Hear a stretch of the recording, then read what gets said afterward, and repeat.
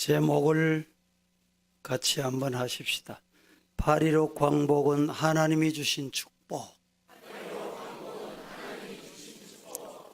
8.15 광복은 하나님이 주신 축복으로 믿습니까? 예. 오늘 본문 시편 126편은 이스라엘 백성이 바벨론 포로 생활 70년 동안에 우리는 우리 땅을 생전에 밟지 못할 것이다. 그런데 하나님께서 꿈꾸는 것 같은 기적을 주셔서 이스라엘 땅을 밟게 하셨습니다. 그리고 고국에 돌아와 보니 그 찬란했던 아름다운 성전과 집들은 폐허가 되고 짐승들이 우글거리고 먹을 것이 없고 광복의 해방의 기쁨은 채 느끼기도 전에 원망 불평 나올 수밖에 없는 환경이 그들을 눈앞에 기다리고 있었습니다. 그때 오늘 본문에 하나님께서 이들에게 따라하십시오. 울며 씨를 뿌리면 기쁨으로 거둔다. 믿습니까? 우리나라도 그냥 세워지는 게 아닙니다. 우리나라는 1910년 이래로 일본의 통치를 받게 되지만 일제의 조선 침략은 그 이전부터 의도된 것입니다. 이른바 조선 진출이라는 이름으로 1876년 이래로 점진적으로 일본은 추진해 왔습니다. 즉 일본은 1875년의 운요호 사건이 뭡니까? 혹시 이렇게 물으실 분도 계실 텐데 쉽게 말하면 일본의 조선과의 통상 요구를 말합니다. 운요 사건을 계기로 1876년 2월 27일 강화도 조약을 체결하고 개항을 강조합니다. 병자수호 조약이라고도 불리우는 이 조약은 일본의 조선 진출할 수 있는 절호의 발판 기회로 만듭니다. 이때부터 일본은 조선 침략을 꿈꾸고 있었습니다. 그리고 구체화했습니다. 이모군란 1882년을 핑계로 일본군이 조선에 주둔하기 시작했고 1894년 5년에 청일전쟁을 통해서 청나라 세력, 1904년과 5년에 노일전쟁을 통해서 러시아 세력을 물리치고 일본의 조선에 대한 종주권을 행사하기 시작합니다. 1905년 11월 17일에는 을사조약을 강제로 체결해서 외교권을 강탈하고 조선의 행정권, 사법권, 경찰권을 차례로 강탈합니다. 탈취하는 거지요. 1907년에는 조선의 군대를 해산해서 국방력을 마비시킵니다. 이준 열사의 헤이그 밀사 사건의 책임을 묻고 조선의 최고의 왕이었던 그 당시의 고종왕 폐위시켜버리고 맙니다. 그리고는 1910년 8월에는 합방이라는 이름으로 조선을 식민 통치하기 시작하는 슬픔이, 아픔이, 눈물의 세월이 시작이 됐습니다. 조선을 강점한 후에 통감부는 이제 명칭을 바꿉니다. 총독부로 개편을 했고, 총칼에 의한 무단 통치를 일본은 감행을 합니다. 치안 유지를 빙자하여서 경찰과 헌병대를 분리 있던 것을 합병 통합시키면서 헌병 경찰 제도를 만듭니다. 그래서 왜 헌병 경찰 제도를 합병하느냐? 범죄 척결법을 제정해서 내가 이런 피해를 당했습니다 말만 하면 경찰서장이 인정을 하면 피의자 신문도 없이 총살을 합니다. 처형을 했습니다.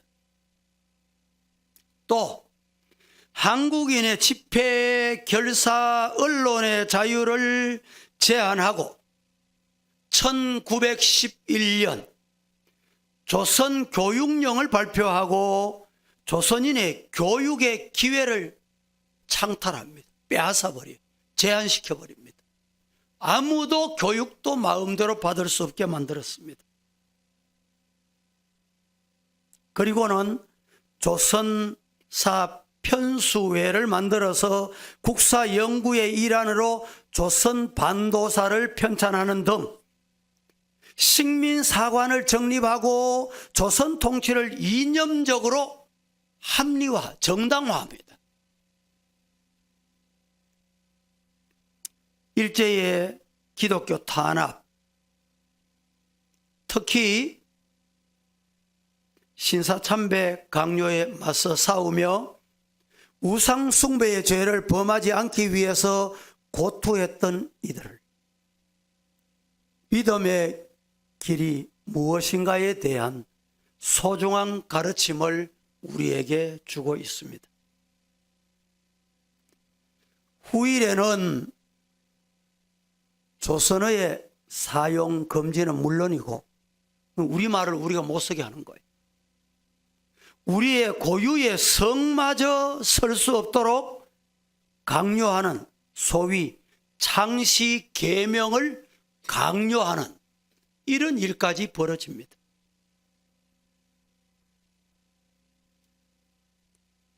황민화 정책을 강제로 조선을 일대 순환을 맞도록 만듭니다. 황민화 정책이 뭐냐? 일본이 그 식민지에서 주민들에게 천황에게 충성할 것을 요구하는 것을 황민화 정책이라고 합니다. 일제 통치 기간 수많은 한국인이 징용으로 전쟁으로 탄광 노동자로 징벌되어 자유도 잃고 인권도 없이 유린당한 채 이국 나라 낯선 하늘 밑에서 죽음을 맞는 사람들이 적지 않습니다. 지금 우리가 이제 중국의 조선족, 러시아의 또 러시아도 고려족이라 그러죠. 이 고려족. 이때부터 이제 이 사람들이 징용으로 끌려가서 돌아오지 못하고 그들이 생명 거기서 마감을 하고 땅에 묻는 것입니다. 또 초등학생들에게 지나지 않는 초등학생들의 연령에 지나지 않는 12살부터 50대까지 여인들에게 수많은 분녀들을 끌고 가서 정신대란 이름으로 전장에 그들을 이용합니다. 이 기간 동안 기독교에 대한 탄압은 말로 다할 수 없는 핍박이 가해집니다. 1910년 일본의 조선 병탄 당시에 조선 총독부는 한국의 기독교인이 얼마나 될까 조사한 통계가 이렇습니다. 20만 명, 집회 장소, 즉 예배당, 또 기도소, 뭐 이런 장소를 1900개. 그 당시에 조선인 이제 교회 지도자가 2300명. 지금은 우리나라에 이 목사만 10만 명이에요. 외국 선교사가 얼마였느냐? 270명. 그리고 그 학교와 병원, 자선기관을 가진 조직이 있었고 선교사들을 통해서 서방 여론과 긴밀하게 연결되어 있다고 일제는 파악을 합니다. 기록에 의하면 그렇게 남아요. 이런 상황에서 기독교에 대한 총독부의 기독교 정책은 일면 회유, 일면 단합, 양동작전, 즉 이중작전이지요. 회유시키기도 하고 회유가 안 되면 탄압하고 탄압해서 안 되면 회유하고, 그리고 일관되게 분화를 통한 통치를 시도합니다. 특히 1925년 조선 신궁을 건립한 이후에 1935년부터 신사참배 많이 들어봤죠? 강요하기 시작을 합니다. 이후 한국 그리스도인들을 향한 일대 탄압과 순환의 역사가 이어갑니다. 1935년 11월 14일 평안남도 지사로 명받은 야스다케는 평양 시내에 있는 학교 중에 공립학교든 사립학교든 가리지 않고 교장회의를 소집해서 신사에 정기적으로 참배할 것을 시장이 요구를 합니다. 그때 숭실중학교, 이제 남자 중학교, 여자 중학교 따로 있었지요. 숭실중학교 교장은 윤산온, 이분이 선교사예요. 숭실 여자중학교 교장은 선우리, 이분도 선교사입니다. 거절합니다. 결국에 윤산온은 교장직에서 해임되고 파면됩니다. 그리고 조선에서 추방시켜버리고 내보냅니다. 1936년 8월에는 우가기 총독 후임으로 미나미가 총독에 취임을 하는데 그는 기독교계 학교에 이어 드디어 교회, 기독교 기관에 다 신사참배하라는 요구를 하게 됩니다. 이것은 소위 대동아 공영권을 확보를 위해서 신도라는 일본 종교로 국민 정신을 통일시, 우리 조선인들에게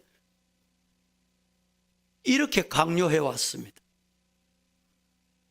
1937년 7월에는 중일전쟁이 발발했고 9월 6일에는 애국일로 정하여서 일본 국기 개양, 동방요배가 신사참배와 함께 강요되고 요구됩니다. 그해 10월에는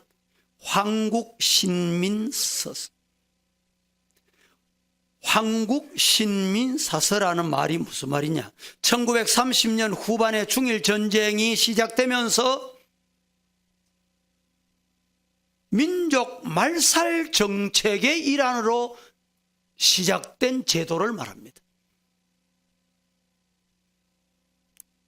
이것을 제정해서 모든 모임에서 그것을 암송토록 만들어요. 그리고 일면 일신사 정책을 한 사람이 한 사람의 신을 섬기도록 수립해서 곳곳에 이제 신사를 세우게 되는 것입니다. 당시 한국교회는 처음에는 강요에 저항했으나 탄압과 회유가 얼마나 심한지 그것을 못 이겨서 교계 지도자들은 참배를 허용을 하고 일부 친일적 배교길을 가게 되는 이런 현상이 기독교계 안에서 일어납니다. 이 신사참배 강요는 1936년에 천주교, 1938년에 감리교는 결국에 굴복을 하고 교세가 미미했던 성결교는 이 일로 말미암아 해산돼 버립니다. 끝까지 버티던 우리 장로교는 1938년 평양 서문박 교회에서 모인 제27회 총회에서 슬픈 역사로 되돌아갑니다. 즉 신사참배는 종교의식이 아니고 국민의례이므로 가하다. 이것을 총회에서 제27회 평양 총회에서 가결하게 돼요. 이 일을 최근까지도 우리 장로교에서는 하나님 앞에 큰 죄를 저질렀다고 회개운동을 펼친 적이 있습니다. 장로교 총회가 압박에 의해 신사참배를 가결했으나 전국에서 정말 살아있는 성도들, 하나님의 말씀 중심 성도들 훈련이 이렇게 중요한 걸 성도들이 일어났어요. 신사 불참배 운동이 성도들을 중심으로 일어나게 됩니다. 우상숭배 강요를 거부하며 교회의 순결을 지키기 위해서 생명을 바치면서 순교의 길을 걷던 우리 신앙의 선배들이 있었습니다. 이때 2000여 명 기독교 지도자들이 투옥되기 시작합니다. 이 중에 주기철 목사, 박관준 장로, 이현속 전도사를 비롯해서 40여 명이 옥에서 죽음을 맞습니다. 마지막까지 수감되어 있던 이들은 해방과 함께, 여러분 해방이 며칠이었지요?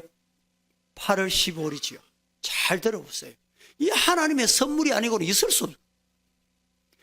3일 후에 무슨 일이 일어날 것인지 해방이 되고 난 다음에 일본의 자료를 전부 검토하니까 3일만 더 있었으면 기독교인 말살 정책이 있은 거예요. 놀라운 역사입니다, 이게. 지구가 우연히 돌아가는 것 같지만은 하나님의 간섭은 여러분 눈동자 같습니다. 믿으시기를 축복합니다.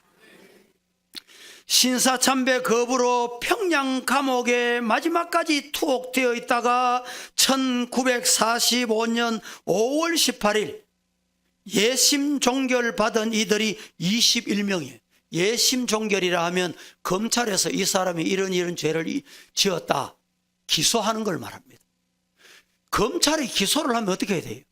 재판부에서 이 사람의 말이 맞는지 검찰의 말이 맞는지 그때 판결을 해야 돼요. 이 판결도 없이 예심 판결로 검찰에 기소하는 것을 오늘로 말하면 사형시키고 죽여버립니다.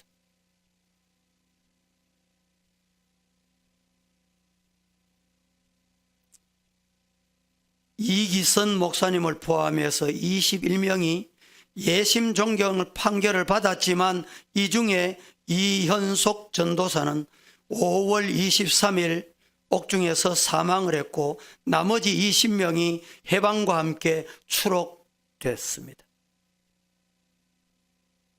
그런데 평양 감옥만 아니고 부산 형무소에서도 수감이 됩니다. 부산 형무소에 수감되어 있던 중 추록한 이들은 김영숙, 염예나 이런 여성도들이에요. 근데 이들이 8월 15일이 우리가 해방이 됐는데 언제 추록하느냐? 이틀이 지난 후에. 지금 같으면 뭐 SNS나 뭐 또 방송 이게 다 잘 돼 있어서 하루 만에 1시간 만에 아니 현장 중계를 다 할 수 있을 정도입니다만 그때는 매스미디어가 그렇지 못했어요. 그 육성을 통해서 이웃을 소문을 통해서 이렇게 전파되다 보니까 8월 15일은 여러분 광복의 날이지만 국민이 대부분이 모르고 있었어요. 그날 당장 태극기를 두고 만세로 뛰어나올 수가 없는 상황이에요. 대구 형무소에 수감되어 있던 김두석, 김야모, 이술련 등 이 사람들은 8월 19일에 추록을 합니다. 26명 중에 19명은 남자, 그리고 8명은 여자예요. 뿐만 아니고 여수경찰서에 수감된 후에 광주 형무소 또 저 청주 교도소로 전전하던 우리에게 이름이 너무도 익숙한 손양원 전도사는 1946년 2월 경남노에서 목사 안수를 받습니다. 다시 여수 애양원 교회로 돌아가서 사역하던 중에 6.25 전쟁을 맞습니다. 6.25 전쟁이 발발하여 인민군에게 잡혀갔고 1950년 9월 28일 밤 순천으로 끌려가던 중 미평의 과수원에서 순교하는 46세의 나이로 순교하는 일을 당합니다. 손양원 목사님 말입니다. 여러분, 해방 이전의 한국교회 상황을 한마디로 말씀을 드린다면 한국교회는 독립을 위해서 민족과 함께 고통을 나누는 사람이 있었는가 하면 반대로 일제와 타협하고 손잡고 이런 두 종류의 교회로 나누어집니다. 오늘날도 마찬가지예요. 이단 사상이 들어오고 종교다원주의가 교회에 들어오면 그것을 덥석 받아들이는 교회가 있어요. 기다렸다면서 입을 벌리고 받아 먹는 성도들이 있어요. 우리 성도들은 말씀과 진리를 사수할 수 있는 신앙의 무장한 영적 군사가 되기를 축복합니다. 강압적인 식민 통치에 저항하여서 거국적인 민족 봉기를 이끌었던 3.1 운동의 지도자들은 우리가 아는 대로 기독교인들이었습니다. 이 땅에 기독교인은 동족들과 함께 고난의 십자가 고통을 기꺼이 감내했어요. 한편으로 보면 오늘 이 우리의 신앙의 선배들 앞에 좀 부끄러운 생각이 듭니다. 말씀도 지키지 못하고 교회도 지키지 못하고 세상에 얼룩져 있는 오늘의 이 현실 때문에 비크리스찬을 통해서 어떤 일이 생깁니까? 손가락질을 받고 지탄을 받게 되는 이런 현상이 오늘 우리 한국교회의 모습인 얼마나 부끄럽습니까? 우리들의 신앙의 선배들이 물려준 그 신앙을 여러분 우리들도 지켜가야 되지 않겠습니까? 우리 아버지는, 우리 어머니는, 우리 할머니는, 우리 할아버지는 생명 바치면서 말씀 지켰다고. 이런 신앙의 유산 물려줄 수 있기를 축복합니다. 기독교인들은 기독교의 본질을 훼손하고자 했던 신사참배와 같은 시도에 대해서는 순교의 신앙으로 저항하고자 했고, 그런 암울한 시대에 희망의 끈을 놓지 않고 살았던 그들의 종말적인 삶 자체가 고난에 처한 동족에게 희망이 있다. 그래, 우리도 희망이 있어.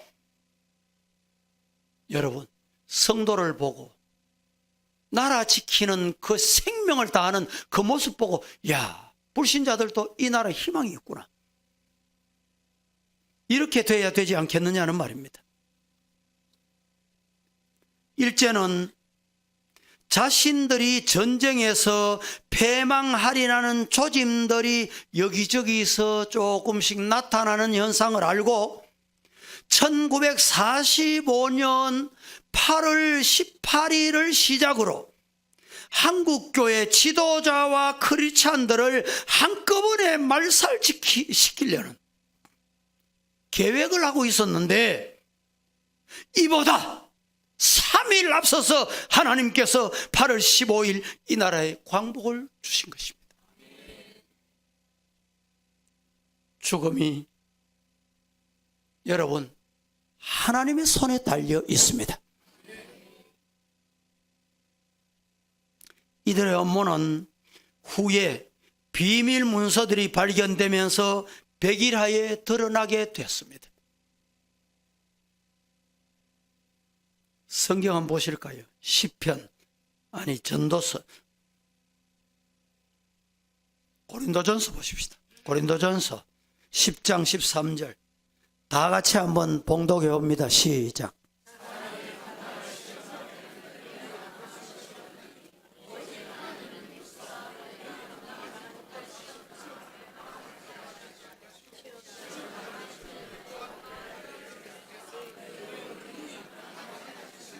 사람이 감당할 시험 밖에는 너희가 당한 것이 없나니 오직 하나님은 미쁘사 너희가 감당하지 못할 시험 당함을 허락하지 아니하시고 시험 당할 즈음에 또한 피할 길을 내사 따라하십시다. 너희로 능히 어떻게 감당하게 하시는 믿으시기를 축복합니다. 해방 후에 한국교회는 어떠했는가? 우리는 8.15 광복을 해방을 광복이라 하여서 국경일로 기립니다. 광복이라 하면 파괴된 것으로부터 국가 재건으로 이어져야 함을 의미하는 단어입니다. 8.15 해방 이후에 북한에서는 기독교 자체가 반정부 세력으로 규정될 정도로 공산화되어 가면서 북한 기독교인들의 남한으로의 피난민 행렬이 늘어나게 됐고, 또한 한국 전쟁을 거치면서 북한 교회의 공동화 현상이 이어졌습니다. 그런데 최근에 북한의 아주 만나기 힘든 고위 한 사람을 제가 만났습니다. 북한의 교회는 지금 봉수교회와 칠골교회, 형식적으로는 교회가 2개 있습니다.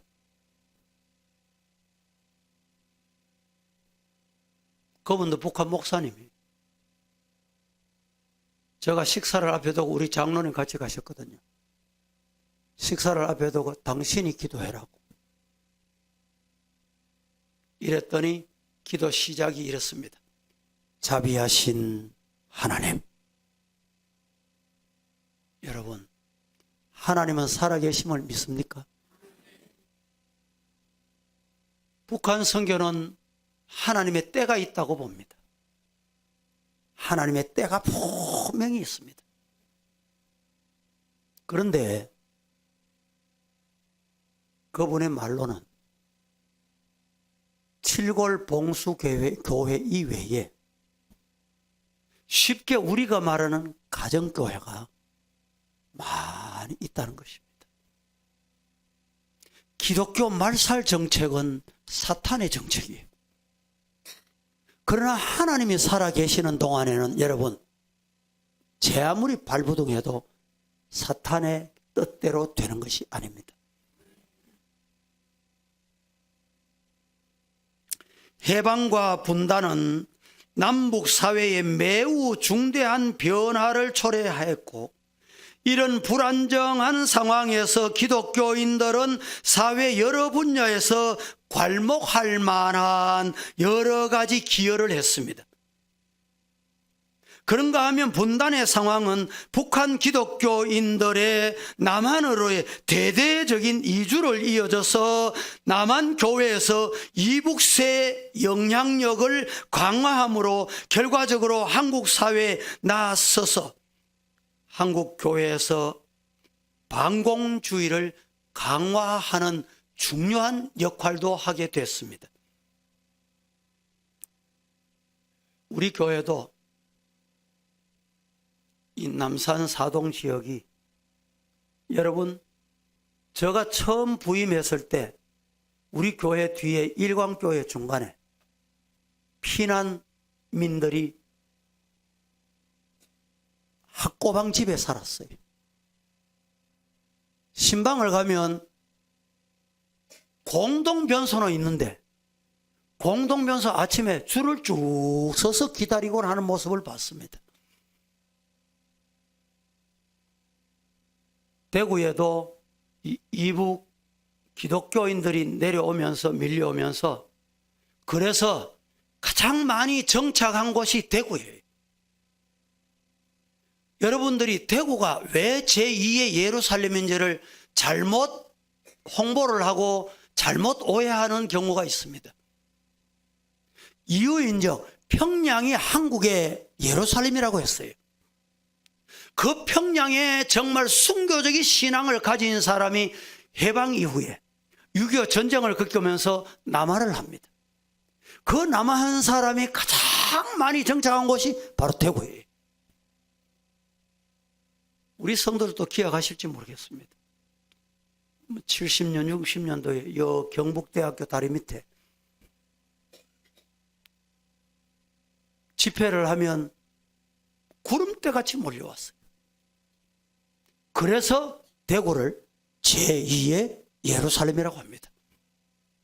지금 우리 교회가 70주년이에요. 광복 3년 후에 45년에 광복이 됐는데 48년에 우리 교회 세워지잖아요. 그 기초가 물론 서문교회 다니는 정장로님을 중심으로 세워지면서 그 이후에 피난민들이 많이 오게 됩니다. 이후 한반도 분단의 상황은 수많은 해외 동포들의 귀국을 어렵게 해 제1교포, 제중교포, 그리고 제러시아 동포의 디아스포라가 많이 생겨나게 되는 겁니다. 마지막 한 말씀만 더 드린다면, 오늘의 한국 교회 주는 교훈을 우리는 잘 알아야 됩니다. 이런 역사적인 배경 속에서 우리가 해야 될 일이 뭘까? 여러분, 뭘까요?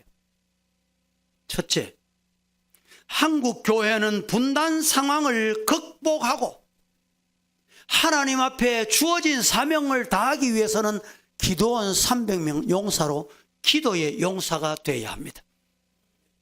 우리 성도들은 기도하는 성도가 되기를 주님 이름으로 축복합니다. 한반도의 평화와 통일, 그리고 북한의 교회의 회복을 그 어느 때보다도 간절히 기도해야 될 때가 바로 이때입니다. 복음의 정신인 자유와 평화와 공존을 강조하고 실천함으로 국민적 실천적 운동으로 성화시켜서 한국 사회에서 분단의 상황을 진정한 의미에서 종식시킬 수 있는 것은 하나님의 장중에 있습니다. 그래서 우리는 해야 될 일이 뭘까? 기도입니다. 기도할 수 있기를 주님 이름으로 축복합니다. 두 번째는 한국 교회는 과거사 정리에 심혈을 기울여야 할 필요가 있습니다. 즉 잘못된 결단, 잘못된 결의, 잘못된 사상, 잘못된 신앙, 이 다 회개해야 합니다. 하나님 제일주의 이 신앙을 지금 흐려져 가고 있는 시대가 되었어요. 복음의 본질을 회복하고 한국 사회와 교회 내의 식민 잔재, 봉건 잔재 이런 것을 우리가 극복을 하지 않으면 안 됩니다.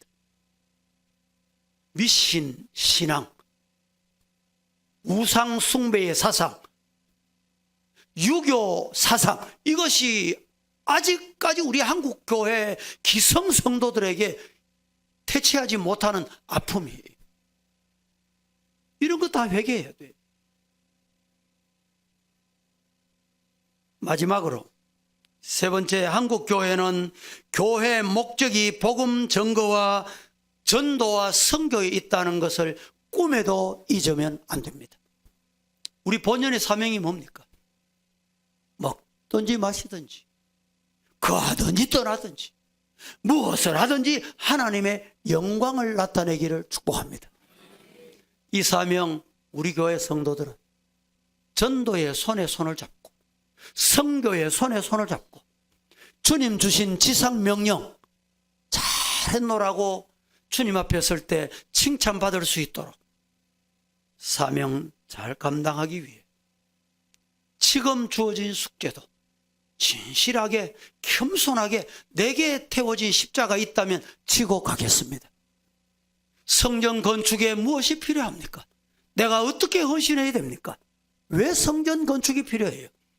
세계 전도와 이 지역 사회, 여러분 선교를 위해서 하나님이 주신 이 귀한 사명, 우리 함께 주님 앞에 부름받는 그날까지 잘 감당할 수 있기를 예수님 이름으로 축복합니다. 축원합니다.